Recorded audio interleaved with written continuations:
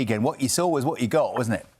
100%, on 100%. He was as honest as the day is long, and he'd just give you his thoughts and what he believed in. You know, he's had a wonderful education as a player at Liverpool, and he took that with him wherever he went.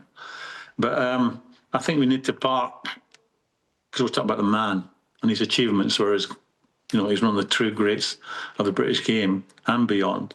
Park that for a minute. And as a guy, as a fella, top class. And I've said to you already, I was like a pupil in his company. I knew when I was in his company, I was going to learn something new. It was about the way to behave in certain situations, because we all get carried away with ourselves. He never ever did.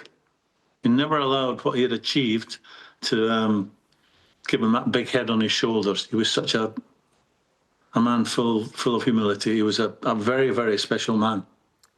And Graham, we talk about the man, we talk about the footballer. It's really important, isn't it, at this point, to share with everybody, he was a family man. His family was everything. I would see him all the time with Jean, walking through our village, holding hands, always chatting, always friendly, always got time for everybody.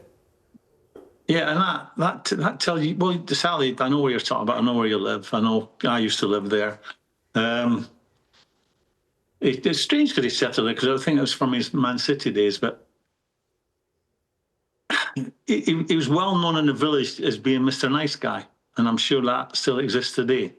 When you talk about Jean, they were two peas in the same pod. They went absolutely everywhere together.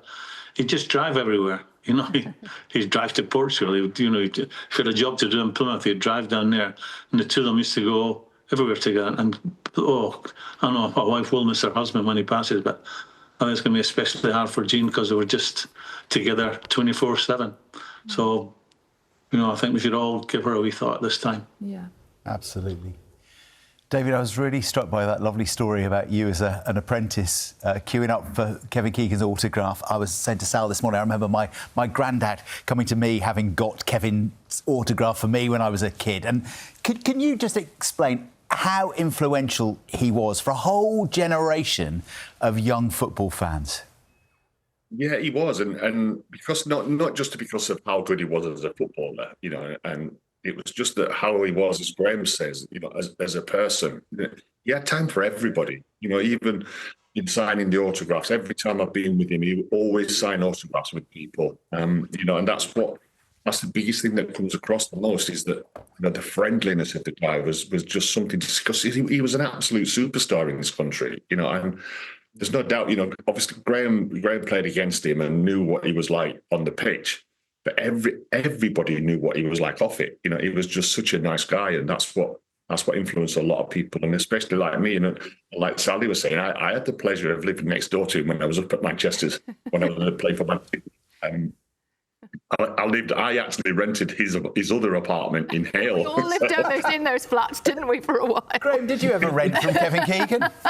No, can I just come in there? You know, Kevin, going back to his playing days, David, he would be the first one to tell you he was not the most silkiest of football players, but he'd be first name on your team sheet, because he if you were playing with him, he made you run around more.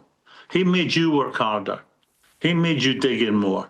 He was such an infectious personality that he embarrassed you because of his work rate. And if ever there was an example to give of someone who, as I've said, wasn't the silkiest, but went to the top of the mountain, it's Kevin Keegan. Simply because, you know, his attitude to football, his attitude to life, there was always more in the tank. Enough was never enough. He always felt there was more to give. And that's how he lived his life. You know, he gave his... If you met him in the street, he'd happily spend 10 minutes with you talking to you. If you met him when he was in a hurry, it might be 6 or 7 minutes. But as a human being, and we eulogise about people who pass, everyone does. But trust me, and Sally, you know, he was the real deal as a proper human being. He Absolutely. Really was. Yeah. Lovely, lovely man. Yeah. That's a brilliant way to describe him. He was the real deal. And David, I wonder if you could just, as we finish now, I wonder if you could give us a little bit of an insight into what it was like to be managed by him. You know, I wonder, in that England dressing room, when things were getting tricky, what would he say to you? Well, with Kevin, all you got was positiveness. Everything was geared towards the next goal or the next tackle, the next game. He was always super positive. And that's why it was such a shock when he decided to call it a day in that after that Germany game. But he was just full of encouragement, full of enthusiasm. And he was like that, not just with England, he was like that with Man City. It was an absolute pleasure to play with him, to play against him, and, have him as a manager. It was a privilege I'll never forget. And it's a privilege that I'll never forget. I actually lived next door to him, and I felt that I knew Kevin and Jean and the family, so all my love goes to them. We're all thinking of them, obviously. But just what a fantastic guy. Couldn't agree more. Graham, David, thank you so much for talking to us this morning about Kevin, for talking so beautifully and for such beautiful words about the great Kevin Keegan.